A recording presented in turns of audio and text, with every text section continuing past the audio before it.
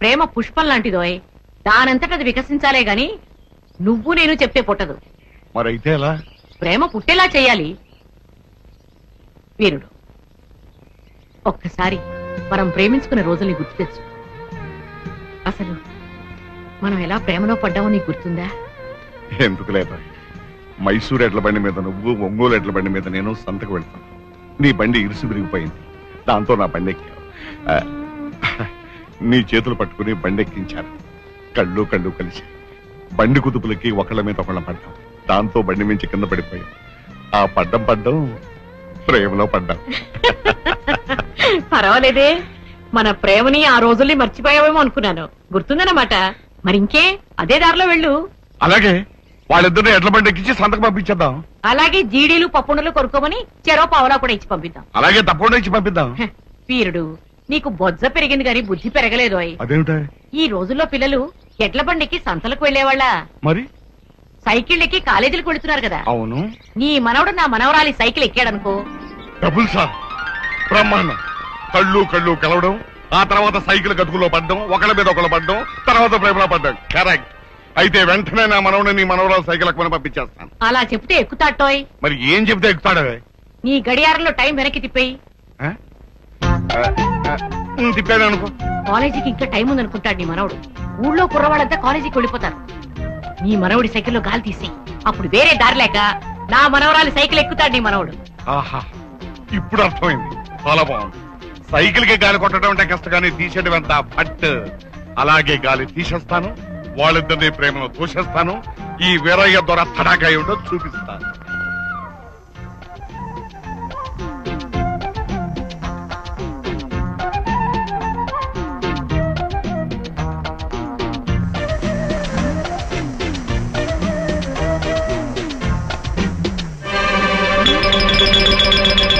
గాలిలోన తేలిపోయే విమానమెక్కర మనవడ. ఏంటయ్యా, ఏం నువ్వు చేస్తున్న పని? పిల్లాడు కాలేజీకి వెళ్ళని తయారవుతుంటే పిల్లాడి సైకిల్ గాలి తీసేస్తావా? అసలు నీకు బుర్ర ఉందా? ఆహా, బుర్ర పని చేస్తుందా అంట.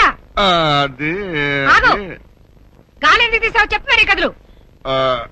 అబ్బే ఉత్తినే గాలి ఆడక ఒక్కపోస్తుంటేను. ఏంటి, నీకు గాలి ఆడకపోతే పిల్లాడు సైకిల్ గాలి తీసేస్తావా? ఏమిటి బామ్మ, తాతయ్య మళ్ళీ ఏం చేశాడు? అవ్వా, ఎవరితో చెప్పుకుంటే సిగ్గుచేటు. నీ సైకిల్ కి గాలి తీసేశాడా? సైకిల్ గాలి తీసాడా? ఏమిటి తాతయ్య, చిన్ని కృష్ణులకి చిలిపల్లి ఏమిటి చెప్పు. అది అలా గట్టిగా నిలదీసి అడుగు. ఒరే రావుడు, ఆ వేరుభద్రని సైకిల్ పంప అడిగి తీసురా. ఒరే రావుడు, ఎక్కడ తెచ్చావురా? తాతయ్య, అసలు నీకెందుకు ఇలాంటి పనులన్నీ? ఒరే మనోడు, ఇప్పటికే మీ బామ్మ నాకు వేడి వేడి కందులు పెట్టింది. నువ్వు కూడా కందులు పెట్టకరా. అదంతా నాకు తెలియదు. ఇప్పుడు నీ కాలేజీకి ఎలా వెళ్ళాలి? ఇవాళ ఒక్కరోజు ఏదైనా ఫ్రెండ్ సైకిల్ ఎక్కి వెళ్తా. ఇదిగో పంపు, కొట్టవయ్యా కొట్టు. ఏమిటి, 60 ఎకరాల ఆసాముని నేను పప్పు కొట్టాలా? 60 ఎకరాల ఆసాం అయితే సైకిల్ గాలి ఎందుకు తీస్తావు? కొట్టవయ్యా కొట్టు. ఓన్లే బామ్మ, తాతయ్య కొడతాడు, నేనే కొట్టుకుంటాను. తొందరగానే అవుతుంది. అదేం కుదరదు. ఇంకొకసారి గాలి తీయకుండా ఉండాలంటే గాలి కొట్టడం ఎంత కష్టమో ఆ మనిషికి తెలిసి రావాలి. అలా పందిరిగుంతా నిలబడి చూస్తావే? కొట్టవయ్యా, గాలి కొట్టు. అయ్యా టిఫిన్ చేద్దు గాని. దీంతో కందులు తినేదానికంటే గాలి కొట్టడమేనయ్యా.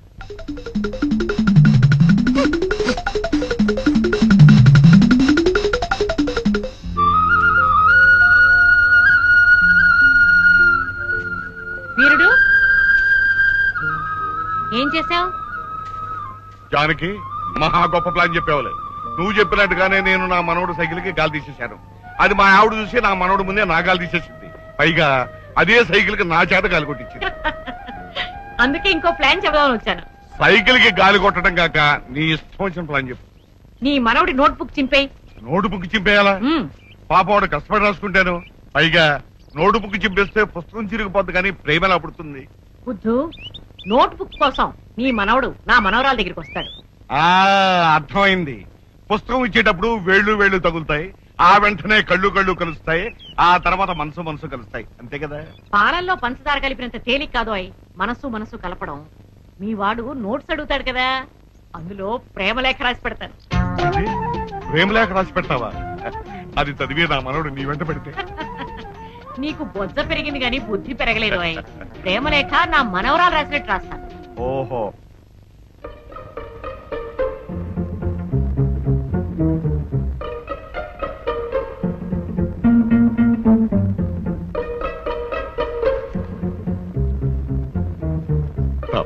గురించి రాసుకున్నావా?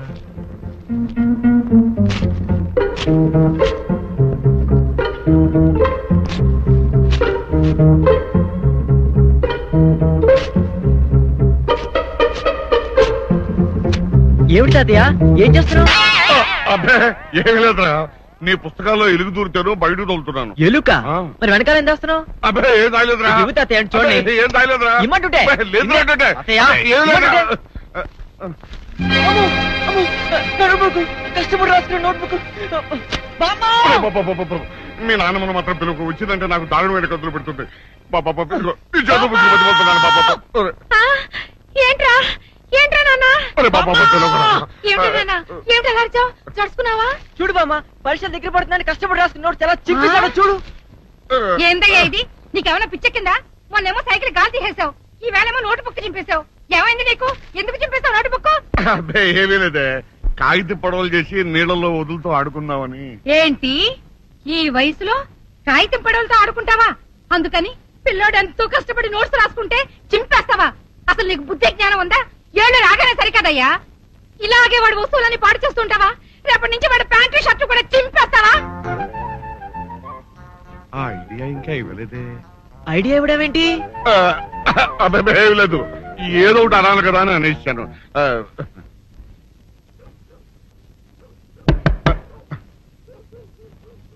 ఎవరో తలుపులు కొడుతున్నారు. ఒకవేళ దొంగలు కాదు కదా? రైట్, వెళ్ళా కరణ్కు.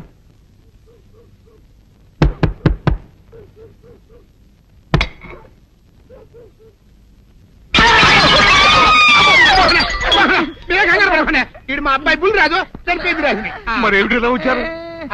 ఏం లేదండి, పూర్వం చక్రవర్తులు దొంగలు పట్టుకోవడానికి మారు వేసాల్లో తిరిగేవారు కదా, అట్టాగే ఈ ఊరు పేషెంట్ని కదా దొంగలు కాపలా గాయడానికి మారు వేసాల్లో తిరుగుదామని వస్తున్నాం. మీ ఇంటి నుంచి కేకలని పడ్డాయి. ఏంటా అని తలుపు కొట్టాం, ఇంకా నయం కుర్ర పగిలింది కాదు. అవును, ఏంటి అరుపులు? మీరే చెప్పండి ప్రెసిడెంట్ గారు. మొన్నేమో పిల్లాడి సైకిల్ గాలి తీసేశాడు, ఈ వేళేమో వాడు నోటు పుస్తకాలన్నీ చింపేశాడు. ఏమయ్యా ఏంటిదే?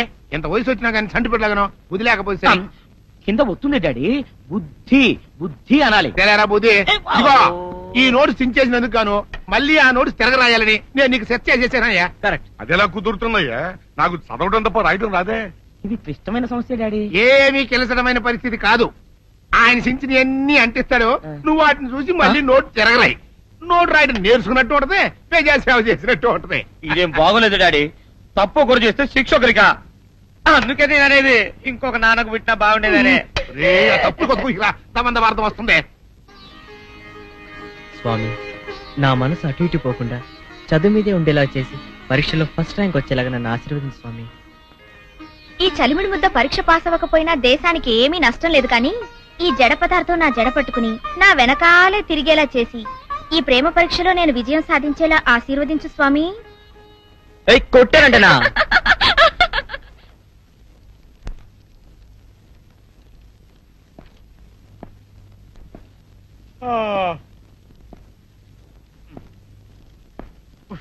ఏంటి లేస్తున్నావు? ఇదిగోండి సార్. ఖాళీ పేపర్ ఇచ్చాడే.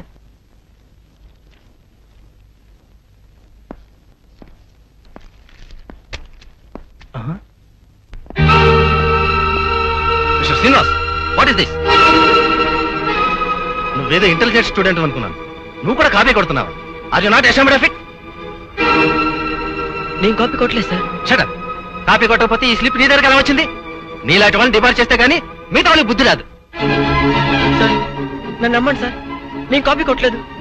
ఫస్ట్ ర్యాంక్ రావాలని ఎంతో కష్టపడి చదివాను. ఆ స్లిప్ ఎవరో కావాలని అడిగి పడేసినట్టున్నారు. అవును సార్, ఆ స్లిప్ నాది. నన్ను పట్టుకుంటారని భయపడి సీను దగ్గర పడేశాను. వాట్?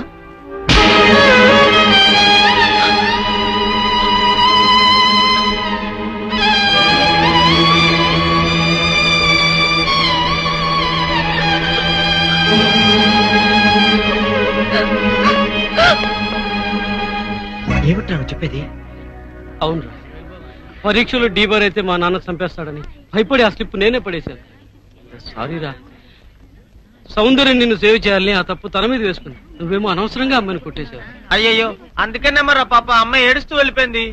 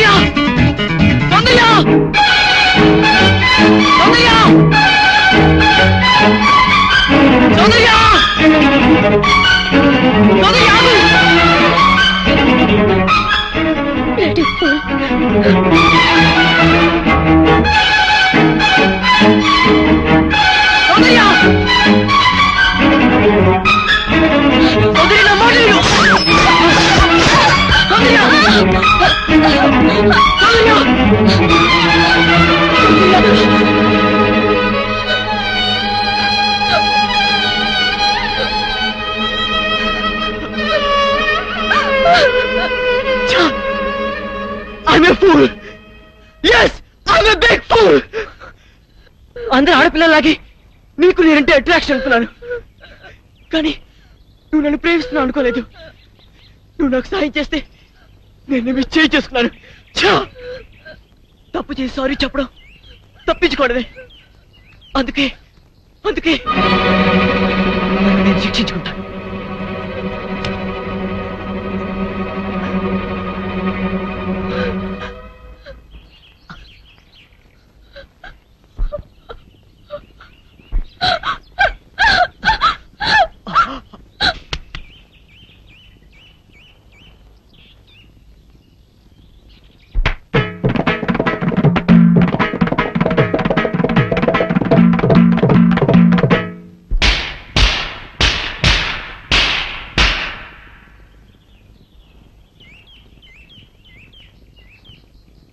అర్జెంటుగా టెలిగ్రామ్ ఇచ్చి రప్పించావు, ఏంటి విశేషం?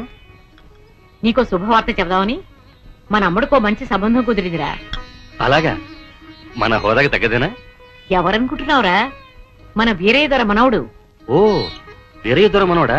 అయితే ఇంకే, మన హోదాకి అంతస్తుకి తగ్గ సంబంధమే. కుర్రాడు బాగుంటాడు అత్తయ్య? మన్మధుల్లా ఉంటాడు. కుర్రవాడు బుద్ధిమంతుడు కూడా. ఆహా. మన సౌందర్యతో కలిసి చదువుకుంటున్నాడు. ఆహా. జంట చూడ ముచ్చటగా ఉంటుందిరా. పిల్లలిద్దరూ కూడా ఇష్టపడుతున్నారు.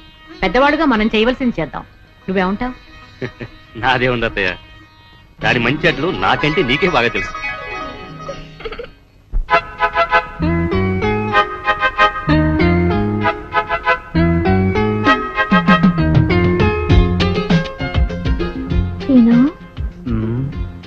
ఇవాళ కాలేజీకి డుమ్మా కొడదామా? మోహన్ చూడరా, మనం ఉన్నది కాలేజీలోనే కదా. కాలేజీలో ఎక్కడున్నావు? అవును, ప్రేమ కాలేజీలో. అయితే లెక్చరర్లు ఎవరమ్మా? దేవదాసు పార్వతి, లైలా మజ్ను,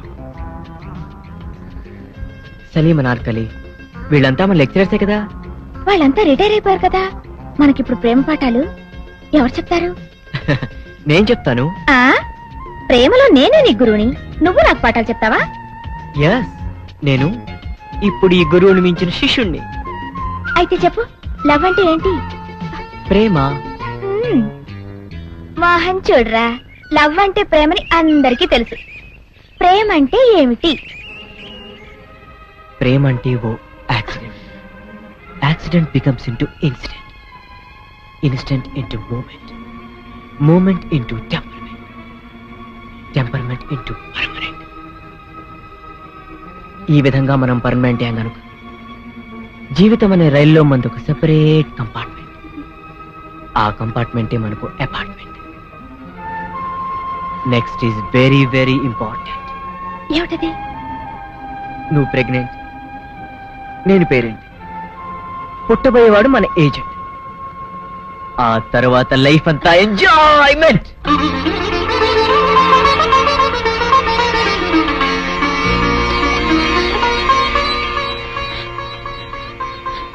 మోహన్ చూడరా. అమ్మా, నాన్న, నాన్న, గౌరీ, బయటికి రండి. నా పెళ్ళాన్ని తెచ్చా. ఏంటమ్మా అలా తడిసిన చెక్కలా బిగుసిపోయారు? నేను ఇన్నాళ్ళు చెప్తూ వచ్చానే, నా కోసం నాగసుందరం వెతుక్కుంటూ వస్తుందని. ఇదే ఫ్రెష్ గా బేతాళం నుంచి, సారీ పాతాళం నుంచి వచ్చింది సర్పసుందరి. పెళ్లి చేసుకుని వచ్చా. నమస్కారం అత్తయ్య గారు. అమ్మా అమ్మా ఇదెవతో నీకు టోపీ వేసిందిరా నాయన. ఏమండి ఏమండి ఏంటి మిమ్మల్ని అనేది అంటుంది? అంటే నువ్వు నాకు టోపీలా ఉన్నావన్నమాట, అంటే కిరీటంలా ఉన్నావనన్నమాట. రామచంద్ర ఇదేమిటే?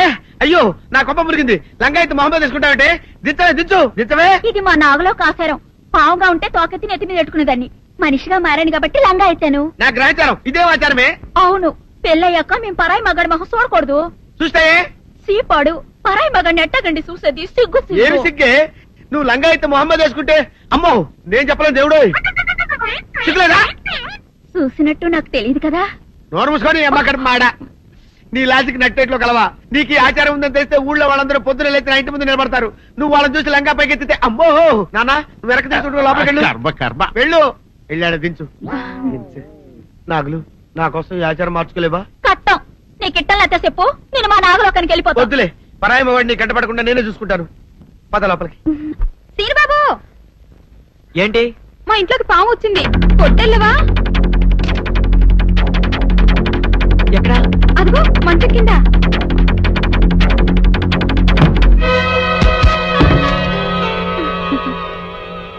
కలిపేసావేంటి? సీనుబాబు నువ్వు ఆ సౌందర్యతో చెట్లంట పుట్లంట తిరగటం నాకేమీ నచ్చలేదు. నాన్సెన్స్. మేమిద్దరం ప్రేమించుకుంటున్నాం, మధ్య నువ్వు ఎట్ట పేరుతో? అది నిన్నగాక మొన్నొచ్చింది. నేను నిన్నెప్పటి నుంచో ప్రేమిస్తున్నాను. అందుకని నువ్వు నన్నే ప్రేమించాలి.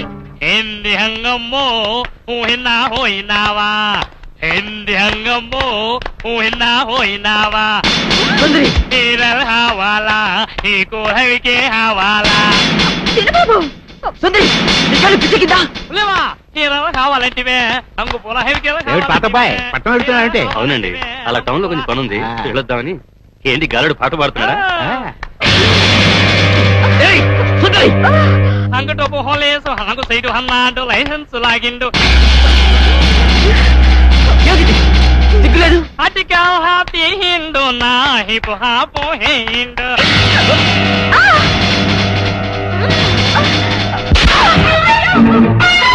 ఛీ! సిగ్గులేదు? ఆడదానికి కాబట్టి బతిపోయావు, లేకపోతే పడి చచ్చేవాడిదా.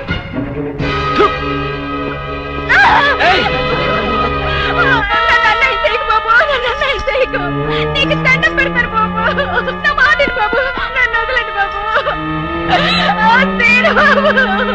కాపాడండి, నన్ను కాపాడండి. ఏంటమ్మా, ఏం జరిగింది?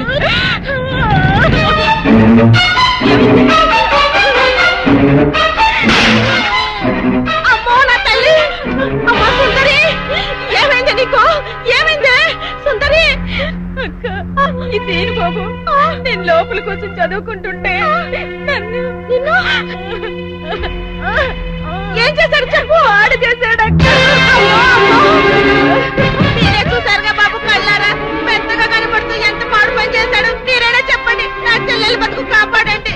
అమ్మా సుందరి.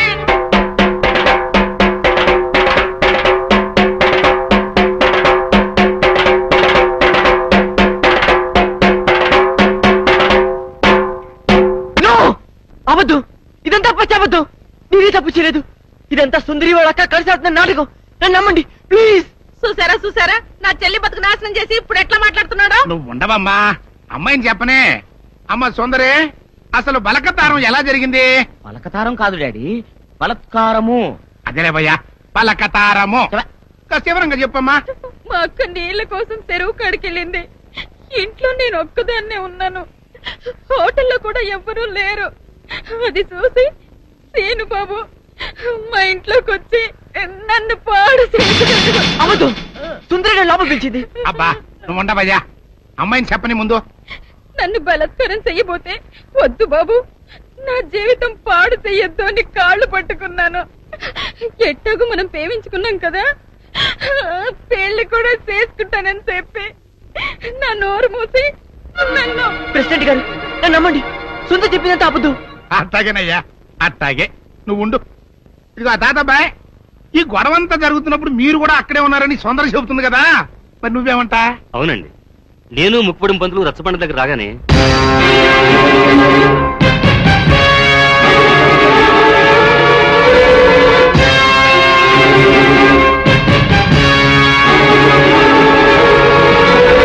మీరు చూసింది విన్నది అంతా అబద్ధం. ఇదంతా కొందరు వ్యక్తులు తమ స్వార్థం కోసం కావాలని పని నక్కుంటార. నా మనవడు ఎప్పుడూ అలాంటి తప్పు చేయడు. ఇదిగో జానకమ్మ, ఆడవాళ్ళలో పెద్దదానివిగా నీ అభిప్రాయం ఏంటో కూడా చెప్పు. ఏ ఆడపిల్ల 10 మంది ముందు సిగ్గు విడిచి తనకి మానభంగం జరిగిందని చెప్పుకోదు. అలా చెప్పుకుందంటే ఆ అమ్మాయి చెప్పింది నిజమని నమ్మాల్సి వస్తుంది. ఎందుకు నమ్మాలి? ఆ అమ్మాయి నా మనవడిని పెళ్లి చేసుకోవాలని ఆశపడింది. నా మనవడు కాదన్నాడనే ఉక్రోషంతో ఎలాగైనా వాడిని పెళ్లి చేసుకోవాలని ఇలా చెప్పుండొచ్చు కదా. ఏరైదరా, న్యాయం చెప్పడానికి సాత్యకం ముఖ్యమయ్యా, అంతేగాని ఇట్ట జరిగి ఉండొచ్చు కదా, అట్ట చెప్పు ఉండొచ్చు కదా అంటే ఎట్ట కుదురుతాయా? కనుక ఇక్కడున్న పెద్ద మనుషుల అభిప్రాయాలతో పాటు నేను కూడా సీనుబాబు తప్పు చేశాడని నమ్ముతున్నాను.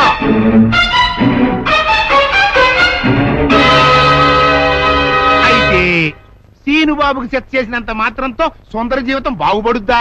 బాగుపడదు కదా.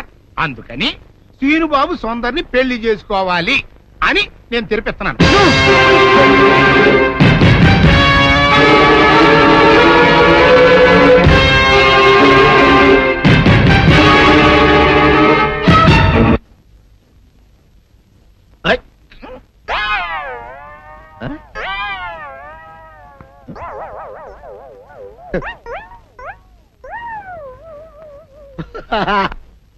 అల్లుడు గారు, ఇదేంటండి ఎవరో చచ్చిపోయినట్టు దిగాలుగా కూర్చున్నారేంటండి? మావా అల్లుడు, అల్లుడు, నా బేటీకి బేటీకి ఏమీ గాల 300 కప్పలు తిన్న పావులాగా నిగడ తీసుకొని పడుకొని ఉంది. చూపిస్తా పద. చూడు.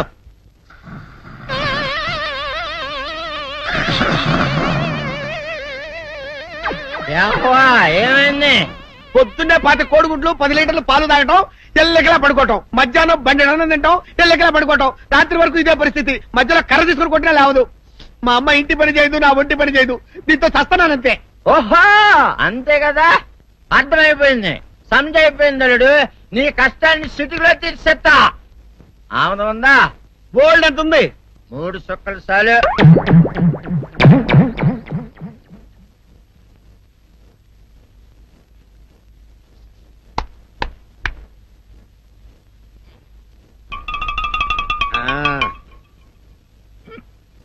అల్లుడు చెప్పు, ఇప్పుడు ఏం పని చేయాలి?